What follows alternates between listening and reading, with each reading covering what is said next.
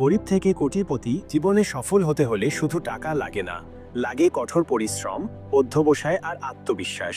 আজ আমরা এমন একজন মানুষের গল্প শোনাবো যিনি শূন্য থেকে শুরু করে কোটিপতি হয়েছেন। শুরুটা কঠিন ছিল। রফিক ছোটবেলা থেকেই দারিদ্র্যের সাথে লড়াই করে আসছিলেন। বাবা ছিলেন একজন দিনমজুর, মা অন্যের বাড়িতে কাজ করতেন। খাবারের কষ্ট ছিল নিত্যদিনের সঙ্গী। স্কুলে যাওয়ার ইচ্ছা থাকলেও পরিবারের আর্থিক অবস্থার কারণে পড়াশোনা বন্ধ করতে হয়। স্বপ্ন দেখা শুরু, কিন্তু রফিক স্বপ্ন দেখতে ভালোবাসতেন।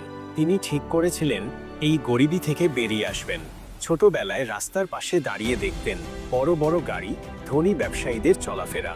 মনে মনে ভাবতেন, আমি কি পারবো না ওদের মতো হতে? কঠোর পরিশ্রম ও আত্মবিশ্বাস। তিনি ছোটখাটো কাজ শুরু করলেন, চা বিক্রি, খবরের কাগজ বিলি, গ্যারেজে কাজ। দিনে কঠোর পরিশ্রম করতেন আর রাতে বই পড়তেন। ইন্টারনেটের সাহায্যে ব্যবসা সম্পর্কে শিখতে লাগলেন।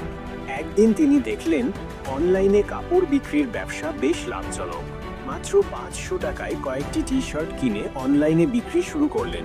ধীরে ধীরে ব্যবসা বাড়তে লাগলো। কঠোর পরিশ্রম, সৎ চিন্তা আর বুদ্ধিমত্তার কারণে কয়েক বছরের মধ্যেই তার নিজস্ব একটি কোম্পানি গড়ে উঠল। সফলতার শিখরে আজ রফিক কোটিপতি। তার কোম্পানি হাজার হাজার মানুষের কর্মসংস্থান তৈরি করেছে। কিন্তু তিনি ভোলেননি তার অতীত। তিনি গরিব শিশুদের পড়াশোনার জন্য স্কুল খুলেছেন, অসহায় মানুষদের সাহায্য করছেন। অনুপ্রেরণামূলক কথা। এই গল্প আমাদের শেখায় যে দারিদ্র্য কোনো বাধা নয়, যদি তোমার মধ্যে থাকে অদম্য ইচ্ছাশক্তি। স্বপ্ন দেখো, কঠোর পরিশ্রম করো, সফলতা তোমার দোরগোড়ায় আসবেই।